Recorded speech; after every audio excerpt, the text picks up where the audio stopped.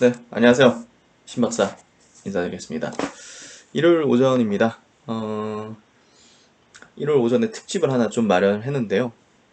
역시나 이제 최근에 뭐 계속적으로 생각하던 내용들을 한번 정리 한번 해봤어요. 예.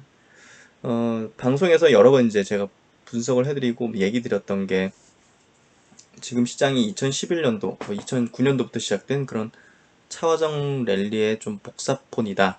그러니까 패션만 옷만 바뀌었지 그때 패턴과 뭐 거의 흡사하게 가고 있고 그거는 뭐 그냥 귀납적으로 얘기 드리는 게 아니라 그냥 그 원리적인 측면이다 이런 얘기를 들었는데요. 결국 이제 주도주의 특성을 이해를 하는 게 지금 시장에 대한 이해고요. 또 수익을 극대화할 수 있는 그런 심리, 그런 멘탈을 가질 수 있는 그런 부분이라고 생각해요. 역시나 우리가 주식하는데 심리가 중요한데 그 심리를 통제할 수 있는 거는 결국은 학습과 그리고 이해 그리고 경험 그거잖아요. 공부하는 거잖아요. 예, 그렇기 때문에 주말에 이제 조금 시장 뭐랄까요, 그날그날 시장이라든지 어떤 종목에 특화된 것도 할 수 있겠지만 그거보다 조금 원리적인 측면 이런 것들을 한번 짚어드리면 좋겠다는 생각을 했는데 그 내용들 한번 좀 정리를 한번 해봤고요. 현 주도주들에 대해서 이제 미국이든 뭐 한국이든 지금 고점의 논란이 좀 있는 것 같아요. 그리고 어, 매도를 해야 된다는 어떤 그런 입장의 어떤 의견들도 상당히 좀 많이 나오고 있거든요. 특히나 뭐 최근에 보시면 뭐, 뭐, 특별한 이제 바이오주라든지 아니면 뭐 카카오나 뭐 이런 것들처럼 상당히 좀 급등한 것들에 대해서는 고점이라는 어떤 논란들이 있는데요. 사실 그 부분은 아직은 저는 기우라고 생각을 하고요. 뻑이라고 제가 좀 명칭을 지은 이 주도주군들의 상승은 상당히 좀 지속될 거다.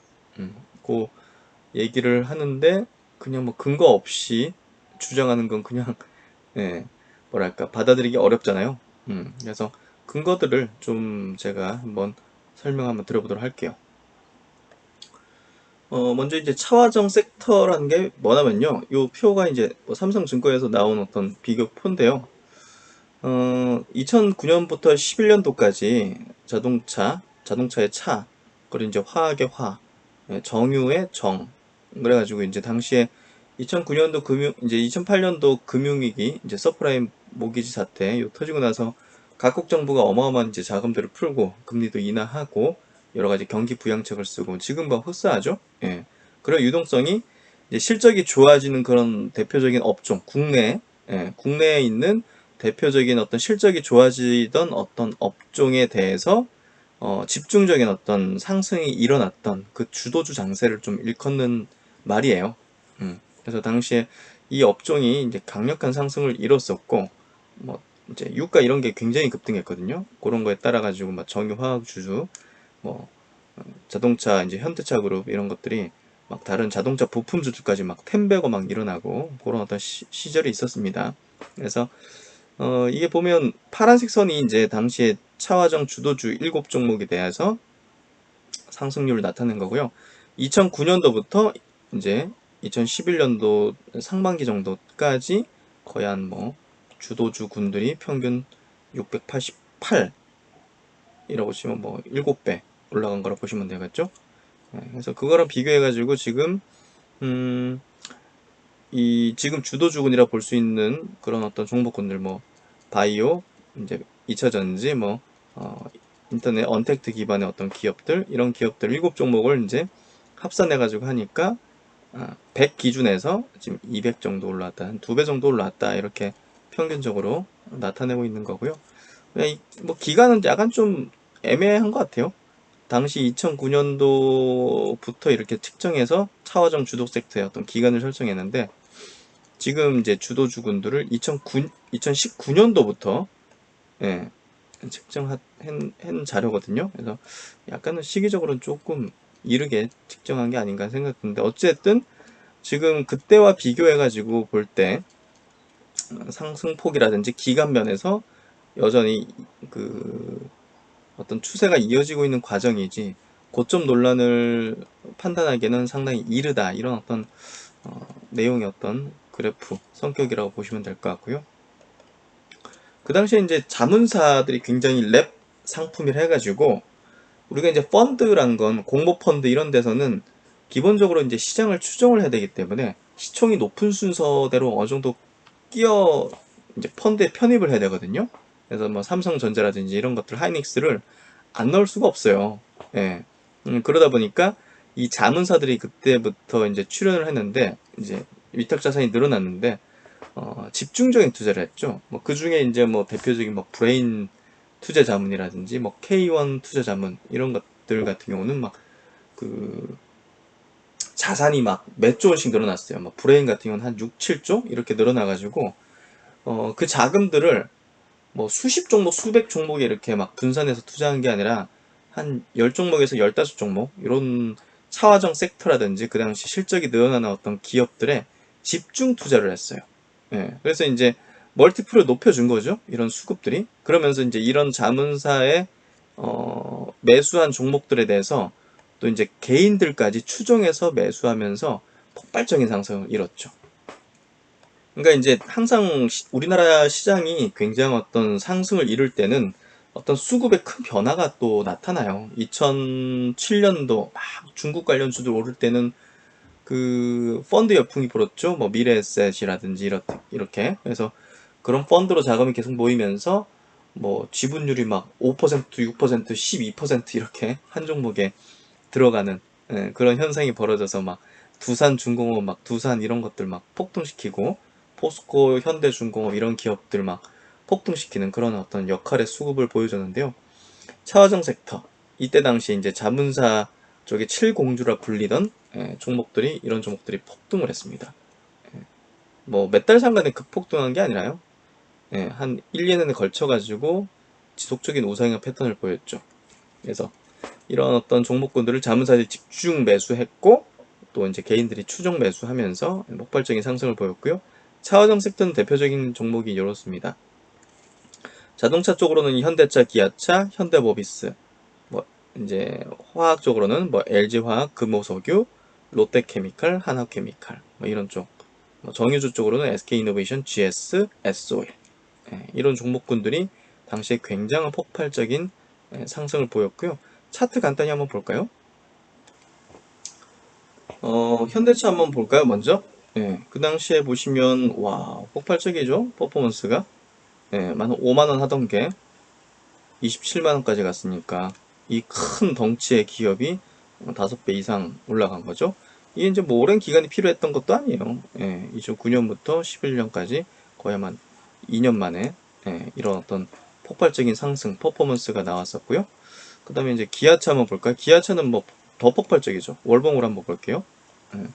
와우, 그냥 10,000원 밑에서부터 그냥 밀고 올라와서 6, 7천에서 올라왔으니까 10배 이상 간 거죠. 역시나 이제 2년 만에 월봉으로 보면 계속적으로 이제 5월 5 2평을 뭐 거의 막 살짝 깨든 위로 가든 추세를 계속 그리면서 주도주로서의 어떤 위용을 펼쳤죠. 또 이제 현대모비스 정말 현대모비스도 뭐 대단했죠. 보시면 월봉 기준으로 이렇게 10만원 언더에서 40만원까지 이 묵직한 기업 자체도 그러니까 주도주가 형성되고 실적의 어떤 성장, 실적의 어떤 증가의 어떤 흐름이 이어지면서 전체적인 시장 환경, 글로벌 시장 환경 자체가 막 뭐 꺾이지 않는다면 그걸 주도하는 어떤 기업들의 추세는 계속적으로 이어지게 돼요. 이렇게. LG화학도 볼까요? LG화학은 이번에는 이때 당시에 화학주로서 올랐고 지금은 배터리주로 오르죠. 그렇기 때문에 지금은 또 다른 어떤 성격의 종목으로서 시장에 어떤 관심을 받는 정말 독특한 기업이라고 굉장히 특출난 기업이라고 볼 수가 있죠. 이것도 이제 10만 원에서 거의 60만 원까지 갔으니까 이 무거운 기업이 이렇게 이제 올라갔다는 걸 우리가 좀 눈여겨보면 좋을 것 같아요. 그래서 이 주도 주군들이 크기에 상관없다는 거예요, 사실은. 시총이 뭐 10조니까 20조니까 뭐 얼마나 가겠어 하는데 이게 막 대여섯 배씩 가는 거죠. 주도 섹터는 그래요. 수천억짜리 수총은 그냥 텐베가 이루는 거죠. 잠시만요. 분수를 또 틀었나 본데.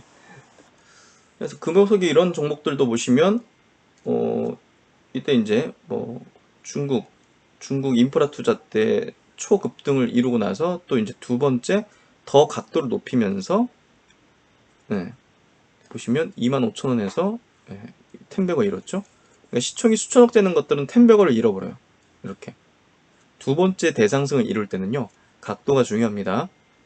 이게 단순히 주식은 펀더멘털만 분석한다고 되는 문제가 아니에요. 기술적인 포인트도 같이 결합해가지고 생각을 해야 됩니다. 그러니까 두 번째 대상승을 이룰 때는 각도가 중요한데 각도가 가파르죠. 그러면 이게 1차 상승보다 더 가파른 상승을 보인다는 걸 이미 보여주고 있어요.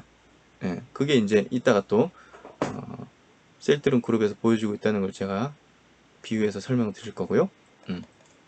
그래서 이런 것들이 이제 굉장히 그때 당시에 폭발적이었다. 우리가 과거를 역사를 배워야 됩니다. 서정직 회장이 역사책을 굉장히 중요시하고 그 부분을 중요시하는 게 증시에서 똑같습니다.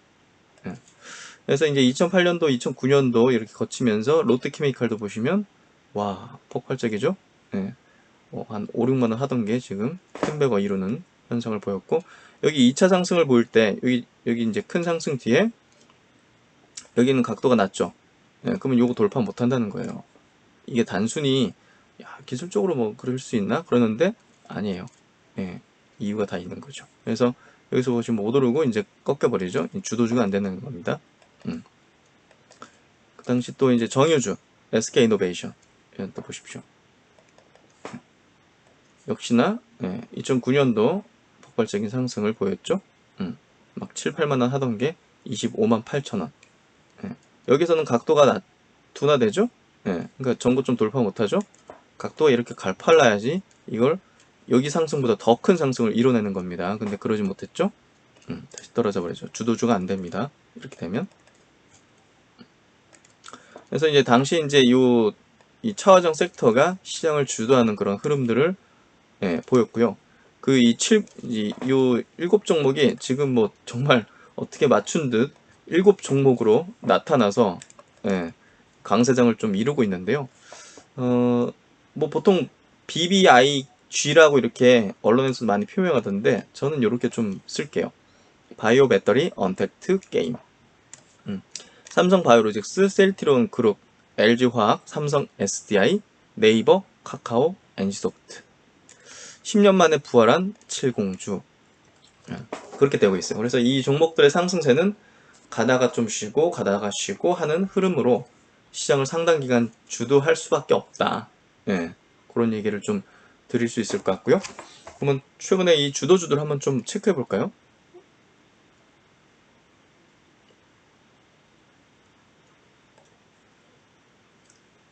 그러면 이제 지금 뻐기라 할 수 있는 이 주도주군들의 어떤 차트를 한번 좀 보도록 할게요. 가장 먼저 셀트론입니다. 이번 이 강세장에 가장 핵심 주도주가 될 수밖에 없는 셀트론에 대한 기술적인 포인트를 한번 짚어드리도록 할게요. 보시면 지난 2017년도에 이제 큰 상승을 이뤄냈죠. 근데 이 당시의 상승은 사실 중국 시장이 같이 가지 못했고요. 또 미국 시장이 또 여기 퍼포먼스를 내면서 가지 못했어요. 그러니까 이제 우리나라 시장에서의 이 셀트리온 그룹과 이제 바이오 장세가 이제 반도체와 이제 같이 맞물리면서 유동성이 이쪽으로 쏠리면서 이벤트성의 어떤 짧은 랠리를 보였다고 볼 수 있거든요. 그러니까 지금의 이 전 세계적인 어떤 강세장하고 다르죠. 당시에 좀 짧게 내고 빠졌어요. 미중 무역 분쟁까지 펼쳐지고 하면서 중국이 이미 움직이지 않았거든요. 그러니까 어차피 우리나라가 또 단독으로 움직일 수는 없던 거고, 그래서 워낙 이제 강세장이라고 할 수 없는 짧은 어떤 상승 랠리 장세 요 정도 됐었고요. 요때 이제 상승세, 그리고 셀트리온이 지금 보시면 아까 보시면 다른 어떤 기업들도 이 월봉입니다. 두 번째 이렇게 큰 상승을 이룰 때 둔각 형태로 이제 되면 안 돼요. 이게 가파르게 지금 올라오죠. 그러니까 이번에 상승 자체는 셀트리온이 이전에 이 상승 퍼포먼스보다 훨씬 강하게 칠 거라는 걸 기술적으로도 지금 보여주고 있는 거거든요. 그걸 잘 이해해야 돼요. 그럼 이제 그 셀트리온 헬스케어는 상장한 지 얼마 안 되기 때문에 이 월봉이나 추세로 이제 보긴 좀 어렵고, 셀트리온 제약을 통해서 한번 좀 보도록 할게요. 셀트리온 제약도 이제 마찬가지입니다. 지난 2017년도 강한 어떤 상승세를 보였죠. 여기서 보시면 차트가 이렇게 둔각으로 누워버리면 안 돼요. 그러면 이제 여기서 매물들이라든지, 그러니까 치고 나가는 어떤 힘이 약하다는 거거든요. 그러면 이제 꺾여요. 시장으로 주도주로서 올라서기 힘들단 말이에요. 근데 보시면 어떻죠? 2017년대 상승보다 더 가파르게 바로 그냥 전고 고점대를 돌파를 해서 더 높은 각도로 이제 나가죠. 뭐 이런 것들 쉬었다가 또 치고 이런 식으로 간단 말이에요. 그게 이제 그동안에 이 주도주들의 어떤 기술적인 패턴이었고 그런 흐름이었거든요. 그런 것들을 우리가 좀 이해할 수 있어야 되고, 삼성 바이오로직스를 볼게요. 이거는 이제 차트가 짧잖아요. 셀트론 헬스케어처럼. 그렇기 때문에 전고점을 돌파하는지 여부가 중요한 포인트가 되고요. 전고점을 돌파했기 때문에 시장을 주도하는 역할을 하고 있는 거죠, 현재. 어쨌든 시가총액 순위로 보면 바이오 업종 내에서 가장 높은 시총 상위주를, 시총을 차지하고 있기 때문에 역시나 이제 이 뻑의 바이오 쪽의 주도주로서 자리매김을 지금 현재 하고 있는 거고, 그 다음에 이제 네이버를 한번 보겠습니다. 네이버 역시 보시면 전 고점대를 여기서 돌파하면서 더 가파르게 상승해 버리죠. 그러니까 이런 거예요. 각도가 더 높아져야 돼요. 각도 자체가 완전히 지난번에 어떤 상승세보다 더 가파르게 간다는 거는 이번에 이제 강세 패턴 자체는 기존의 어떤 상승 패턴의 어떤 강도라든지 이런 부분보다 훨씬 강하게 친다는 거예요. 그게 강도하고 기간면에서. 그러니까 이거 굉장히 무서운 거죠, 지금. 네이버라는 기업이 때를 만난 거예요. 때를 만난 거예요, 지금. 시장의 완벽한 주도주로서 지금 나서고 있다는 거예요. 그 다음 카카오입니다. 역시나 카카오도 보시면 그동안의 어떤 상승 추세의 어떤 각도라든지 이런 거랑 비교할 수가 없죠. 요걸 돌파를 해보니까 완전히 그냥 로켓처럼 올라가죠. 각도 세우면서. 그러니까 기존의 이런 상승하고 차원이 다른 어떤 상승을 지금 보여주는 거예요. 여기 보시면 2000년 이게 다음하고 합병했잖아요. 카카오가. 그래서 다음에 어떤 최고점대를 계속 어떻게 보면 저항받으면서 눌렸다가 이번에 왜 이랬겠어요? 왜 이번에 이렇게 돌파를 하면서 시장의 주도주로 올라서면 시총 상위 10위권 안으로 이렇게 들어오겠어요? 실적이죠. 실적이죠. 올해 어마어마한 실적의 이제 증가가 나타나잖아요. 그런 것들을 미리 이제 수급들은 눈치채고 메이저 수급들은 붙여버리는 거죠. 잡아 끌어올리는 거죠. 주도주로 올라오는 거죠. 그렇죠? 그 다음 NC소프트입니다. NC소프트는 이제 워낙 이제 실적적인 부분이 꾸준한 어떤 우상향을 보이는 그런 기업이죠. 그래서 기존에 이제 2009년도, 2011년도 굉장한 강세를 펼쳤을 때, 그리고 2015년도, 2017년도 리니지 모바일에 대한 출시 기대감 불었을 때, 근데 지금 보시면 각도가 어때요? 전고점대를 돌파하면서 각도가 어떻습니까? 누워버리는 게 아니라 그냥 각도를 세우면서 올라가죠. 그러니까 이전에 이런 강세의 어떤 흐름하고는 퍼포먼스 자체가 틀린 이 기업의 가장 하이라이트 구간을 지금 만들고 있다는 거죠. 주도주라는 거죠. 그동안 NC소프트가 꾸준한 시총 상위 그리고 퍼포먼스를 내왔지만 시장의 전면에서 주도주로 나서는 건 지금이라는 거예요. 인생에서 가장 화려한 시간. 카카오, 네이버 마찬가지로요. 그렇죠? 셀트론이 바로 그거란 말이에요. 지금 가장 화려한 시간을 만들려고 지금 위로 올려치고 있는 거예요. 그리고 삼성 SDI 역시나 이 기업도 최근에 고점대를 돌파를 하면서 각도를 세우며 올라가죠. 가장 화려한 시기로 가고 있는 거예요. 전기차 시장의 성장은 뚜렷하죠. 그렇죠? 테슬라가 이렇게 치고 올라가니까 우리나라의 글로벌 플레이어인 삼성 SDI, LG화학도 같이 따라 붙는 거죠. 사실 실적적인 면에서는 퍼포먼스를 내어줄지에 대해서는 아직 저는 확신은 가지진 않아요. 근데 어찌됐든 트렌드 측면에서 볼 때는 확실한 성장을 이루는 분야이기 때문에, 그리고 이제 테슬라라는 강력한 글로벌 주도주가 이제 있기 때문에 치고 나가고 있기 때문에 같이 따라 붙는 거로 보여져요. 다만 이제 저는 언택트와 바이오 대비해서는 전기차 쪽 들고 있지 않는 이유는 그런 실적적인 부분에서 우위로 언택트와 바이오 이제 시밀러 쪽, 셀트리온 쪽이 훨씬 우위라고 생각했기 때문에 이쪽을 사지 않았어요. 나중에 살려고 했는데 이미 이제 시작을 해버렸기 때문에 저는 포기하는 거죠. LG화학 마찬가지로 이번에 다른 어떤 내용으로 퍼포먼스를 내기 시작하죠. 각도를 세우죠. 지금 전고점 부근에 있죠. 이 부분에서 조금 왔다 갔다 하다가 쉬어가는 패턴을 좀 만들 것 같고요. 그러다가 툭 치는 형태로 나가지 않을까 생각됩니다. 그래서 이 뻑이라 하는 이 새 트로이카 업종이 지금 시장의 어떤 주도주로서 계속 이어나갈 가능성이 높다고 생각이 되고요.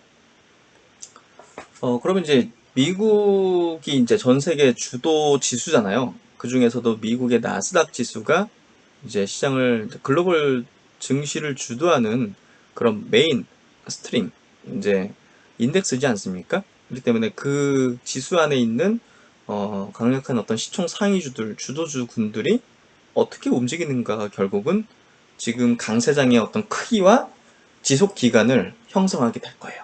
그리고 그 관련된 기업들이 우리나라 시장에서도 똑같이 움직이게 될 거고, 그런 면에서 볼 때 미국의 이제 주도주들의 어떤 흐름을 우리가 잘 봐야 되는데요. 그 중에서 먼저 이제 뭐부터 보면 좋을까요? 테슬라부터 한번 볼까요? 테슬라 보십시오. 오랜 기간 이 기업이 이제 뭐 투자를 하고 또 시장에서 주목을 받아왔지만 결국은 실적적인 부분에서 명분을 일으키고 급성장하기 시작하는 작년 말부터 해가지고 잠깐 이제 코로나 때문에 좀 꺾였지만 각도를 완벽하게 세우면서 만개하고 있죠. 실적이 이제 BEP 초과하면서 대량 양산도 중국에서 시작되면서 전기차 시대, 그리고 전기차를 넘어서 자율주행의 어떤 플랫폼의 기업으로서, 그러니까 우리가 지금 안드로이드, 뭐 iOS처럼 소프트웨어적인 어떤 플랫폼 기업으로서도 시장에서 인정을 받고 있는 거거든요, 테슬라가. 게다가 이제 차세계 선도 기술 기업, 뭐 여러 가지 뭐 어떤 솔라시티라든지 스페이스 X 같은 어떤 기업들을 어떻게 보면 관계 어떤 회사로서 이제 이렇게 또 포함할 수 있는 그런 어떤 개념이 이제 테슬라로 집중되고 있기 때문에 그런 부분들이 지금 시대를 선도하는 저세상 주식으로 가고 있는 거죠. 그래서 이런 흐름들이 결국은 지금 시장을 완전히 지배를 하고 있다. 이 흐름에 편승을 해야 된다. 우리가 갖고 있는 과거의 어떤 경제학적인 어떤 일반론 이런 것들, 저도 이제 경제학도 였지만 사실은 기존에 배웠던 그런 어떤 경제학 이론들을 허물어야지 제가 주식에서 새로운 눈을 뜰 수 있는 거거든요. 그런 내용들을 좀 이따 제가 한번 짚어드릴게요. 전통적인 그런 관습을 깨부셔야 지금 시장을 이해할 수 있고 종목을 이해할 수 있고 기업을 이해할 수가 있는 거거든요. 그래서 텐센트 이런 기업들 보십시오. 지금 다 월봉입니다. 전고점대를 돌파해서 치고 나가죠. 각도 세우고 시장의 주도주로서 이런 흐름들이 지금 나오고 있어요. 그러면 시장이 상당히 지속될 수밖에 없는 거죠. 대표적인 플랫폼 기업이고요. 엔비디아 이제 자율주행 기업으로서 지금 나서고 있죠. 보시면 전고점 돌파하고 각도 세우면서 이건 뭐 추세 계속 이어나가는 거죠. 그렇죠? 그리고 이제 마이크로 소프트 역시나 마찬가지로 월봉 봐야겠죠? 와, 이거는 뭐 무지막지한 것 같아요. 이런 기업들은 지금 플랫폼 기업으로서 계속 그 확장되잖아요. 그러니까 이게 전통적인 어떤 우리 산업에서 어떤 뭐 그 가동률이 높아져가지고 막 차고 인플레이션 때문에 뭐 이제 경기 누르고 이런 경기 어떤 호황 불황 사이클을 타지 않는다는 게 굉장히 무서운 기업인 거죠. 이런 기업들이. 넷플릭스도 마찬가지로 전고점 돌파하고 완벽하게 언택트 기반으로 지금 시장을 지배하는 그런 흐름을 보여주고 있고, 애플도 저세상으로 지금 날아가고 있죠. 아마존을 빠지면 안 되겠죠? 아마존닷컴도 보시면 이제 그냥 날아가죠. 돌파하고 날아가죠. 그래서 이 기업들이 결국은 이제 이 강세장의 어떤 끝을 만들게 될까요? 그러니까 주도주가 강세장의 시작과 끝을 만드는 거거든요. 그러니까 얘네들이 끝을 만들 거고 그 끝이 우리나라의 또 이 강세장 사이클의 또 끝이 될 거란 말이에요. 그걸 우리가 이해를 하고 있어야 된다는 거지.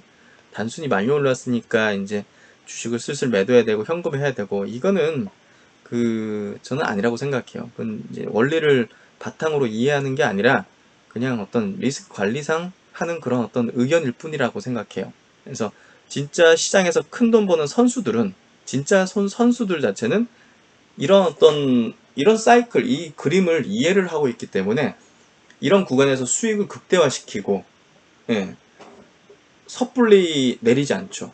이제 일반적인 개인 투자자 입장에서, 대중 투자자 입장에서는 강세장이 펼쳐질 때 한 2, 30% 수익 나고 나와요.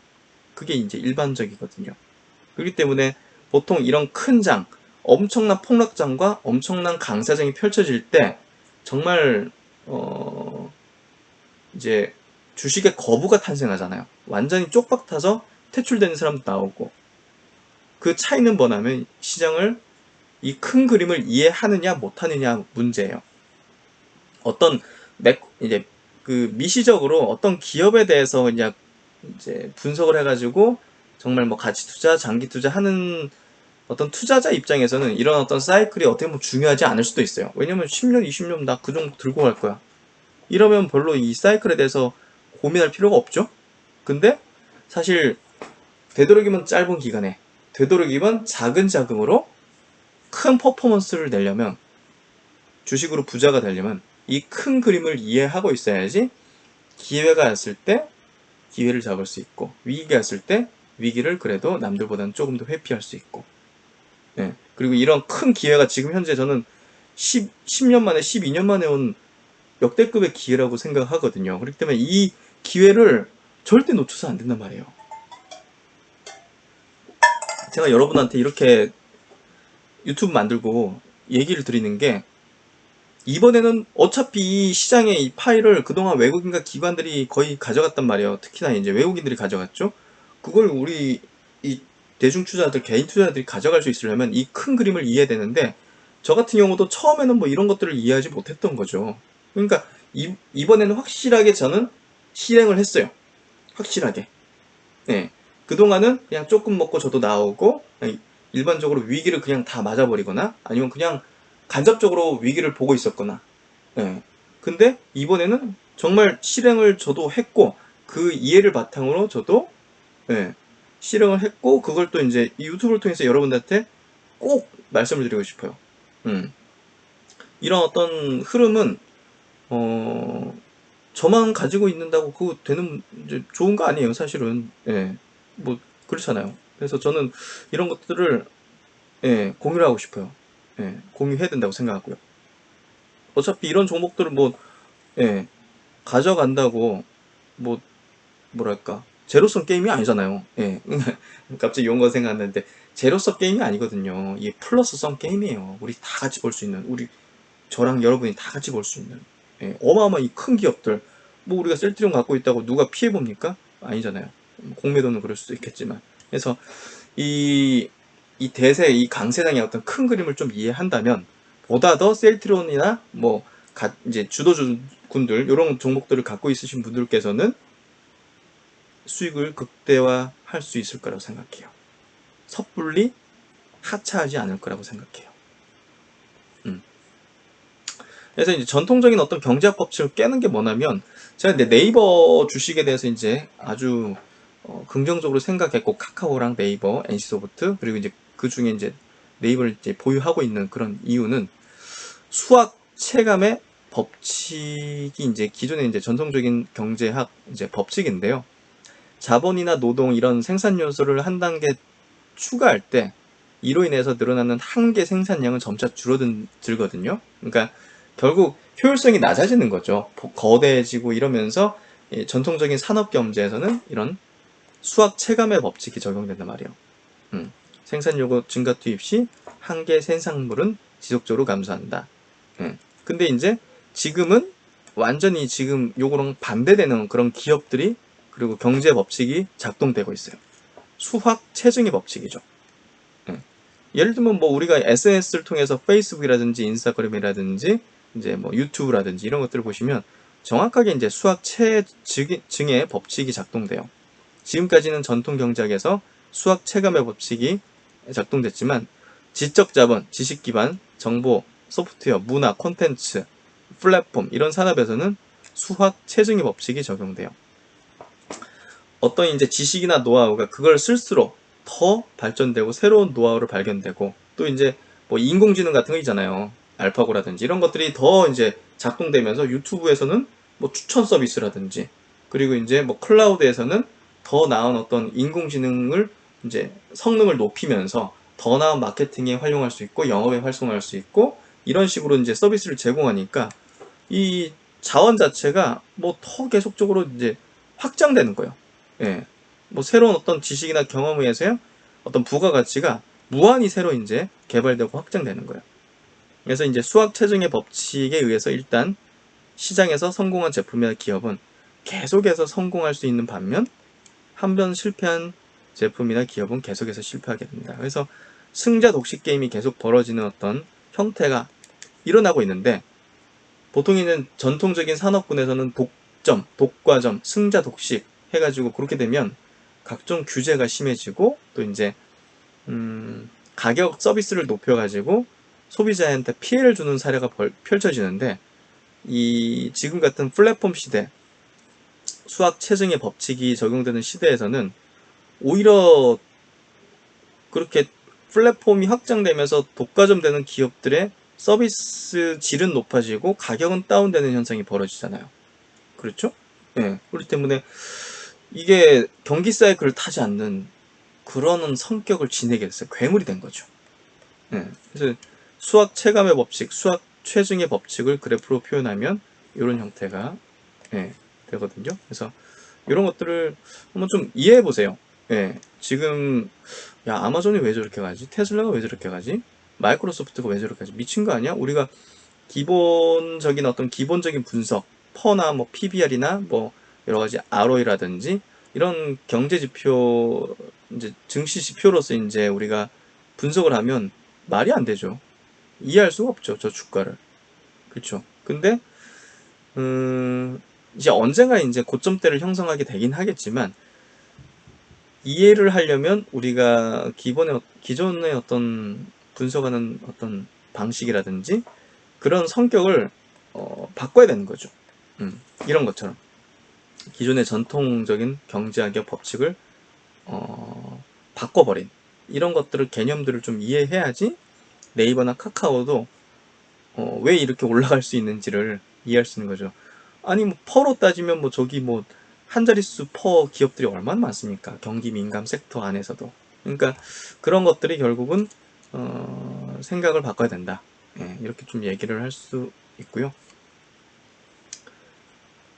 여기 보시면 예, 이제 각 산업군 안에서 이제 기업 간의 경쟁이 펼쳐지잖아요. 기존에는 자동차 업종이라면 이런 기업들이 막 시장을 이제 분할하고 또 이제 그 안에서 경쟁을 펼치고 예? 토요타가 약간 좀 문제가 생기면 뭐 현대차가 수혜를 보게 되고 막 이런 현상이 벌어졌잖아요 당시에. 그렇죠? 예. 그리고 이제 유통군에서는 뭐 이렇게 롯데마트 뭐 문제가 생겨버리면 오히려 뭐 이마트로 사람들이 더 가고 해서 실적이 좋아지고 월마트가 막 확장하고 막 이런 것들. 그러니까 유통 이 전통적인 산업군 안에서 이제 경쟁을 펼치는 거란 말이에요. 예. LG전자, 뭐 삼성전자, GE 이런 가전 개념에서 바라볼 때도 가전 IT적인 측면에서 바라볼 때도 이 산업 안에서 이제 싸우는 거잖아요. 경쟁하고 TV 점유율이 뭐 LG전자, 삼성전자, 뭐 GE, 그리고 소니 이렇게 이런 기업들이 경쟁하는 거지. 뭐 갑자기 뭐 도요타나 포르쉐가 이쪽 시장을 진출해가지고 막 경쟁하는 게 아니잖아요. 그러니까 이 각 산업군 안에서 기업 간의 경쟁이고 또 이제 이쪽에서 점유율을 높이려면 뭐 공장을 늘리다든지 고용을 확대하거나 어떤 중국이나 뭐 브라질이나 러시아나 이런 지역에 진출한다든지 하면서 또 투입되는 어떤 자본과 노동과 어떤 그런 것들이 더 필요해지면서 비대해지면 이제 수학 체증 체감의 법칙이 작동되는 거죠. 예. 그리고 이제 독과점의 어떤 이슈나 횡포 것들이 발생하면서 또 어떤 당국의 어떤 규제나 이런 것들이 뭐 반도체나 뭐 어떤 분야에서 50% 이상 점유를 해버리면 독과점의 어떤 그런 부분이 규제가 들어가거든요. 예. 근데 이제 이런 전통적인 어떤 경제 어떤 성격에서 지금 이런 어떤 아마존, 애플, 페이스북, 카카오, 네이버, 구글, 마이크로소프트 이런 어떤 플랫폼 기업들 같은 경우는 이런 거죠.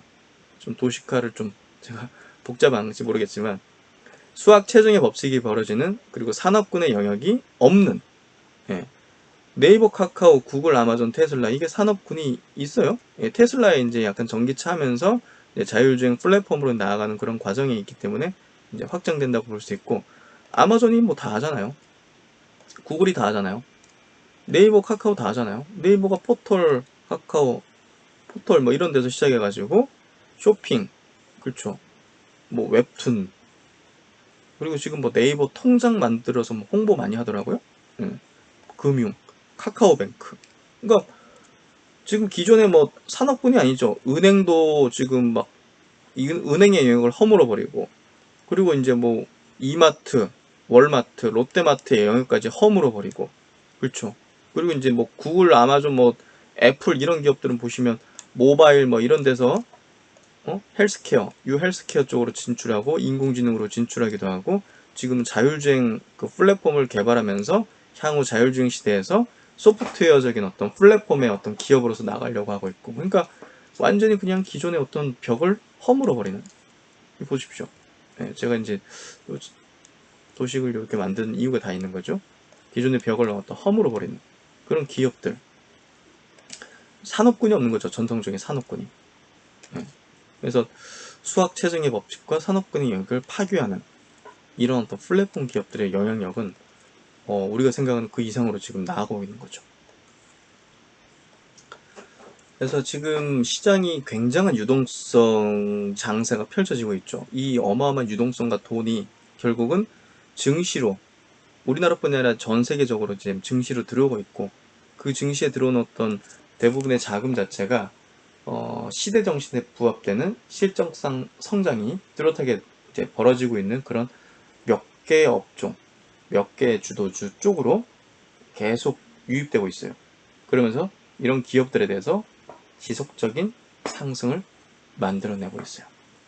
그렇기 때문에 제가 아까도 말씀드렸지만 지금 뻑이라 불리는 그런 종목과 그런 류에 있는 기업들로만 포트를 형성해야 된다는 얘기를 계속 강조드린 거예요.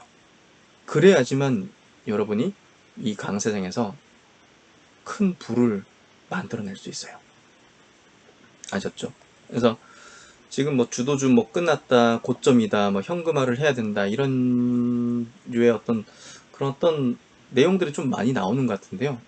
예, 저는 그렇게 생각 안 합니다. 예, 뭐 거기에 동조하시거나 그런 생각, 뭐 그렇게 행동하시는 분도 계실 수 있지만, 예, 저는 이런 생각을 가지고 있다는 것을 좀 정리해서 말씀드리면 좋겠다고 생각했어요. 그래서 일요일 오전에 차분하게 좀 자료를 좀 정리해서 여러분들에게 말씀을 드리는 거고요. 보시면 여기 주도주는 강세장의 시작과 끝을 결정한다. 주도주 교체를 수반한 랠리의 지속은 없다. 잠시 뭐 지금 반도체 뭐죠? 포스코라든지 뭐 현대차, 현대모비스 막 이런 거 가끔씩 상승할 때 있잖아요. 근데 그쪽으로 주도주가 교체된다? 이건 말도 안 되고요. 그리고 그런 교체가 일어나면 랠리는 끝나는 거지 지속되는 경우는 없습니다. 그게 시장의 원리예요. 2006년도, 7년도, 8년도 차이나 플레이 펼쳐질 때 주요 지수의 끝을 만드는 건 주도주였습니다. 차이나 이 플레이를 펼쳤던 현대중공, 포스코의 고점이 코스피 고점이었다고요. 근데 여기서 보시면 요거 하나 좀 설명드리면 좋겠다. 여기서 이제 주도주가 꺾이고 잠시 상승하는 구간이 있었거든요. 근데 이거를 삼성전자 IT 종목들이 잠시 반등이 일어났어요. 근데 주도주가 아니잖아요. 그렇죠? 그러니까 바로 다시 꼬꾸라지죠. 주도주 고점이 시장 고점이에요. 지금 차오정 랠리도 마찬가지예요. 차오정 랠리의 고점이 코스피의 고점이었어요. 그리고 이제 2015년도 화장품과 바이오 업종의 이제 랠리, 요때도 마찬가지예요. 그 종목들은 이제 내수라 이렇게 표현한 것 같은데요. 그때 그 종목들의 고점이 결국 코스닥의 고점이었어요. 이때는 이제 코스닥 지수가 이제 메인이었으니까, 지금 시장에서 어떤 지수가 그 주도 지수죠? 우리나라에서 코스닥이죠. 예, 제가 이거 굉장히 강조드렸죠. 지금 코스닥이 주도 지수입니다. 코스피가 아니에요. 예. 그러니까 지금 주도하는 종목들의 고점은 코스닥의 고점을 형성할 겁니다. 예, 당연히 코스피도 고점 되겠지만 이 주도하는 이번에 이제 강세장을 주도하는 지수는 코스닥이라는 거예요. 그래서 이제 요거를 꼭 기억하시면 좋을 것 같아요. 주도주는 강세장의 시작과 끝을 이제 결정한다. 그리고 주도주 교체를 수반한 랠리의 지속은 없다. 그래서 이제 2008년도 요 이제 예시를 좀 보여드리면요. 그때 이제 코스피 쪽에서 이제 삼성전자가 2008년도 잠시 이렇게 올랐어요. 그 당시 이제 환율이 막 올라가고, 환율 올라간 게 이제 시장 리스크가 발동돼가지고 올라간 거였죠. 거기에 따라서 이제 뭐 이 수출 기업 대표적인 IT가 뭐 살아날 거다 이런 어떤 얘기들이 나왔었는데요. 그때 이제 삼성전자가 이렇게 올라줬어요. 그러다 보니까 시장 지수도 올랐거든요. 근데 다시 고꾸라지죠. 주도주가 아니죠. 네. 그 시장도 완전히 고꾸라지죠. 그러니까 주도주가 교체되면서 랠리가 지속되는 경우는 없습니다. 주도주 고점을 찍으면 이번 시장의 강세장의 랠리도 끝이에요. 반드시 그걸 기억을 해야 됩니다.